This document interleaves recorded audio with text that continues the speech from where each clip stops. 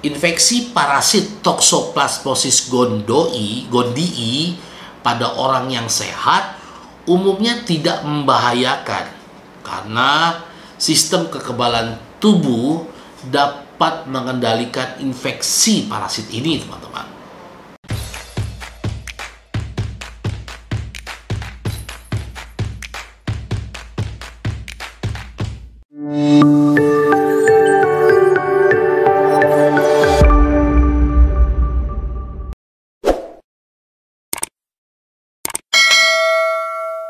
Salam sehat. Selamat datang di Dr. Ferry TV. Bersama saya, Dr. Ferry Juliawan.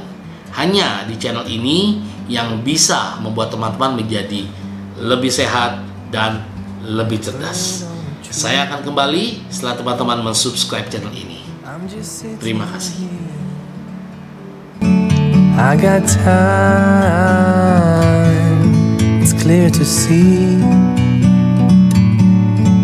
from up here. Toxoplasmosis. Teman-teman pernah mendengar istilah toxoplasmosis? Toxoplasmosis adalah infeksi pada manusia yang ditimbulkan oleh parasit protozoa atau organisme bersel satu yang disebut dengan Toxoplasma gondii, teman-teman. Parasit ini seringkali terdapat pada kotoran kucing atau daging yang belum matang. Infeksi parasit Toxoplasmosis gondii pada orang yang sehat umumnya tidak membahayakan karena sistem kekebalan tubuh dapat mengendalikan infeksi parasit ini, teman-teman. Namun penanganan medis serius perlu dilakukan jika infeksi ini menyerang seseorang dengan sistem imunitas yang rendah atau menyerang ibu hamil guna menghindari terjadinya komplikasi yang sangat berat, teman-teman. Toxoplasmosis disebarkan dari hewan ke manusia atau disebut dengan penyakit zoonosis, teman-teman, dari hewan ke manusia, bukan antar manusia, teman-teman, kecuali pada wanita hamil yang dapat menyebarkan infeksinya pada janin yang dikandungnya, teman-teman.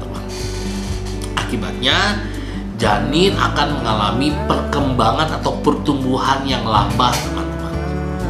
Bahkan dalam kasus infeksi yang lebih berat dapat terjadi keguguran atau kematian janin dalam kandungan.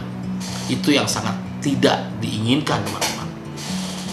Setelah terjadi toxoplasmosis, parasit Toxoplasma gondii dapat bertahan dalam tubuh dalam kondisi tidak aktif sehingga memberi kekebalan seumur hidup terhadap infeksi parasit ini. Namun saat sistem imunitas tubuh melemah karena suatu penyakit atau konsumsi obat tertentu, infeksi Toxoplasma gondii dapat aktif kembali dan memicu komplikasi yang lebih parah, teman-teman. Jadi harus tetap jaga imunitas tubuh. Gejala toxoplasmosis, teman-teman. Saat Toxoplasma gondii menyerang orang yang sehat, gejala bisa saja tidak muncul dan penderita dapat pulih sepenuhnya, teman-teman. Namun pada kasus yang lainnya, gejala dapat muncul beberapa minggu atau gejala yang dirasakannya biasanya ringan dan serupa dengan gejala flu seperti demam, nyeri otot, kelelahan, radang tenggorokan, serta pembekakan KGB atau kelenjar getah bening, teman-teman. Gejala tersebut dapat membaik dalam waktu 6 minggu. Infeksi Toxoplasma gondii pada bayi dan anak-anak umumnya ditularkan dari ibu selama masa kehamilan, teman-teman. Gejala lebih serius dapat dialami janin yang terinfeksi parasit ini pada kehamilan trimester pertama, teman-teman, berupa kelahiran prematur, bisa terjadi keguguran atau kematian janin dalam kandungan. Sedangkan bayi yang lahir dengan kondisi terinfeksi Toxoplasma gondii atau disebut dengan toxoplasmosis kongenital akan menunjukkan gejala seperti kulit berwarna kekuningan, teman-teman. Lalu bisa terjadi chorionitis atau peradangan pada chorion atau infeksi di bagian belakang bola mata dan retina. Pembesaran organ hati dan limpa, ruam kulit atau kulit mudah memar, teman-teman. Bisa juga terjadi kejang. Lalu hidrosefalus, yaitu penumpukan cairan otak di kepala sehingga kepala menjadi besar atau dikenal dengan hidrosefalus.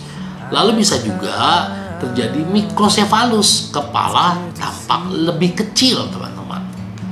Lalu gangguan intelektual atau retardasi mental, kehilangan pendengaran, dan anemia.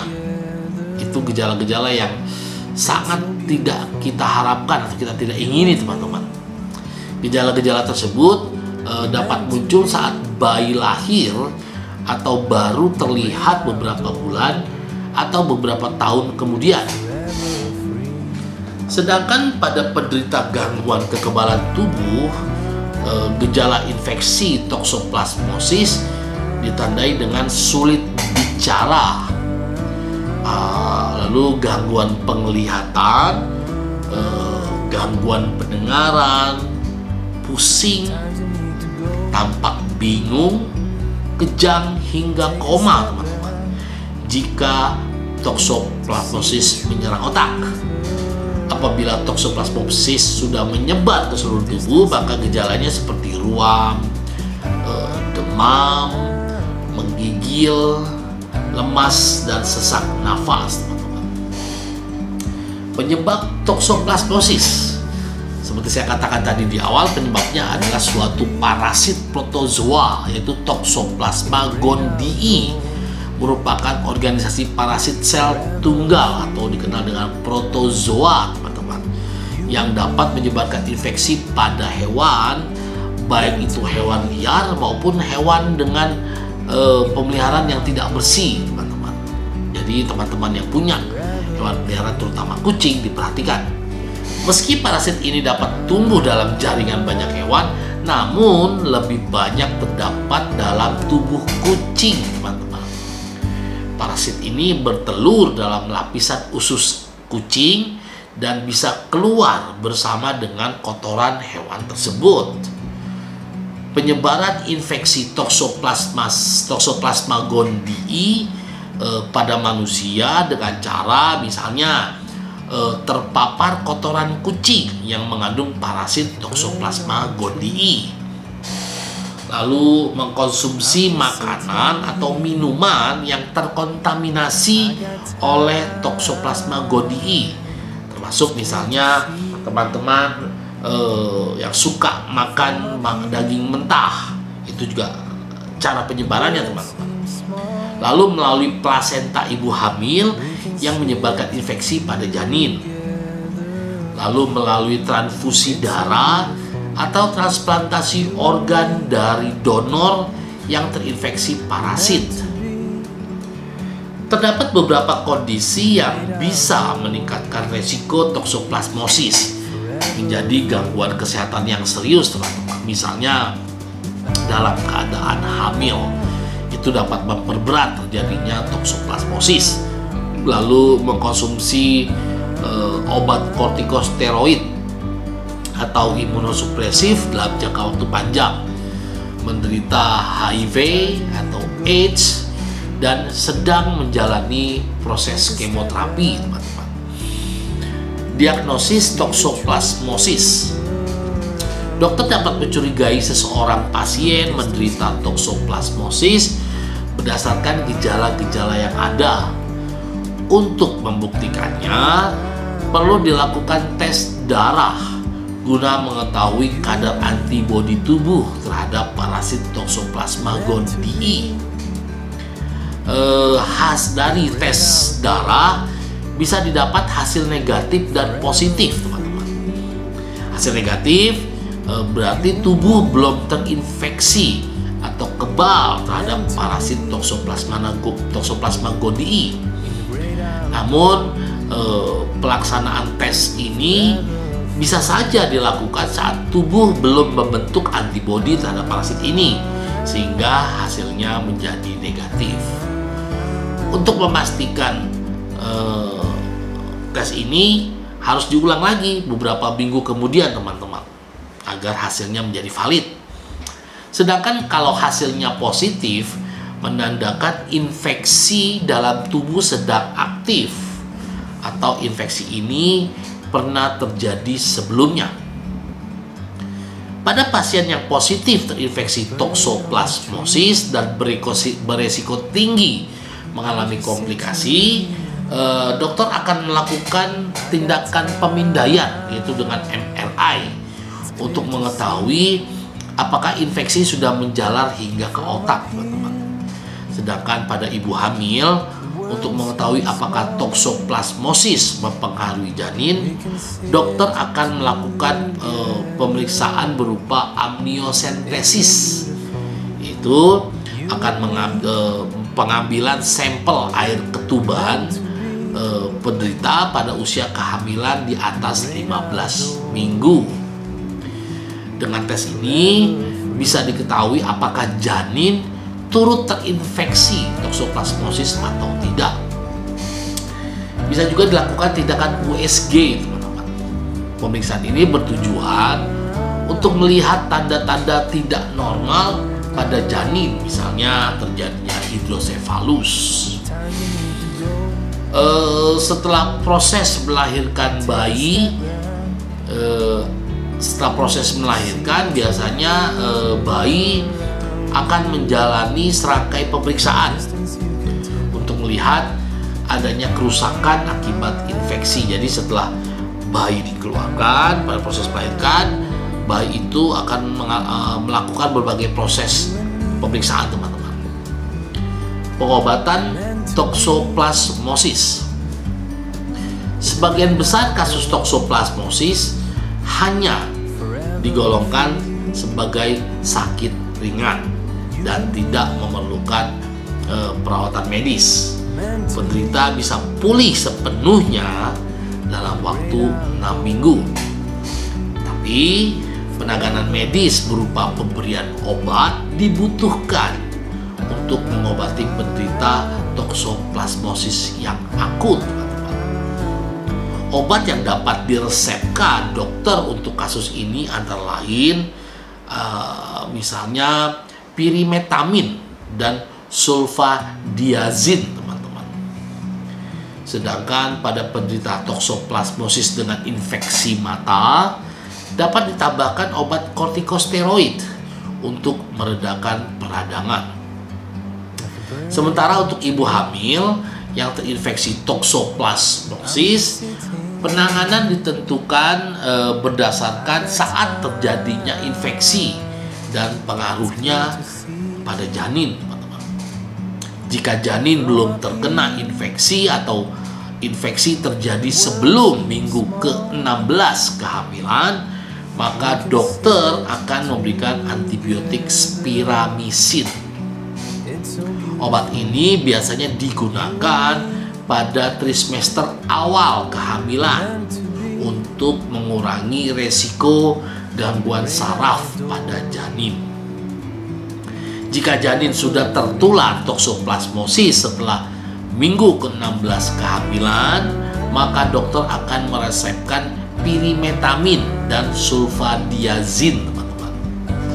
Pada bayi yang lahir terinfeksi toksoplasma, perlu diberikan obat-obatan tersebut selama 1 tahun setelah kelahiran, dan kondisi kesehatan bayi harus terus dipantau selama mengkonsumsi obat tersebut, teman-teman.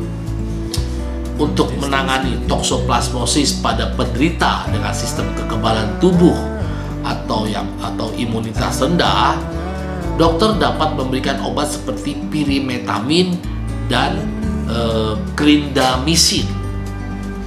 Konsumsi obat ini memerlukan waktu 6 minggu atau lebih lama. Saat toksoplasmosis terjadi kembali pada pasien dengan sistem imunitas yang lemah, maka pemberian obat dapat diteruskan hingga imunitas tubuh membaik. Komplikasi toksoplasmosis. Komplikasi yang dapat ditimbulkan oleh toksoplasmosis antara lain kebutaan, teman-teman. Kondisi ini terjadi pada penderita toksoplasmosis yang mengalami infeksi pada mata yang tidak mendapatkan penanganan yang sebaik, teman-teman. Lalu komplikasi berikutnya bisa terjadi ensefalitis, yaitu infeksi otak yang serius dapat terjadi pada penderita toksoplasmosis dengan sistem imunitas yang rendah karena penyakit HIV atau AIDS. Bisa juga terjadi komplikasi gangguan pendengaran, teman-teman. Lalu bisa juga terjadi retardasi mental, terutama pada bayi dengan ibu yang terserang toksoplasmosis. Komplikasi ini dapat menimpa penderita toksoplasmosis pada bayi yang baru lahir, teman-teman. Pencegahan toksoplasmosis. Ada beberapa hal yang teman-teman bisa lakukan untuk mengurangi resiko terkena infeksi toksoplasmosis. Misalnya, gunakan sarung tangan, teman-teman, saat berkebun atau memegang tanah. Jadi gunakan sarung tangan bagi teman-teman yang mempunyai hobi, misalnya bertanam, bercocok tanam, berkebun, harus menggunakan sarung tangan, teman-teman. Ingat teman-teman, hindari mengkonsumsi daging mentah atau setengah mentah. Jadi teman-teman penggemar steak atau penggemar daging-dagingan, usahakan masaknya dalam keadaan well done, teman-teman, yaitu matang. Cucilah tangan sebelum dan sesudah memegang makanan. Cuci sebuah peralatan dapur dengan bersih setelah memasak daging mentah. Cuci buah dan sayuran sebelum dikonsumsi. Lalu hindari meminum susu kambing non pasteurisasi atau produk-produk olahannya. Jadi harus lakukan pasteurisasi dulu, teman-teman, agar supaya bakteri, protozoa yang ada dalam susu tersebut mati, baru kita bisa minum. Bagi teman-teman yang memelihara kucing, hendaknya tetap menjaga kesehatan hewan ini dan gunakan sarung tangan saat membersihkan tempat kotorannya, teman-teman. Lalu hindari memelihara kucing liar karena rentan terinfeksi parasit Toxoplasma gondii. Berikan kucing makanan yang bersifat kering atau kalengan, teman-teman, daripada memberikan daging mentah. Lalu tutuplah bak pasir tempat bermain anak-anak agar supaya tidak digunakan oleh kucing untuk membuang kotoran. Jadi harus segera dibersihkan dan dipisahkan, teman-teman. Demikian informasi yang bisa saya sampaikan pada kesempatan kali ini, teman-teman. Saya berharap sekali informasi ini dapat berarti buat teman-teman dan dapat bermanfaat buat teman-teman semua.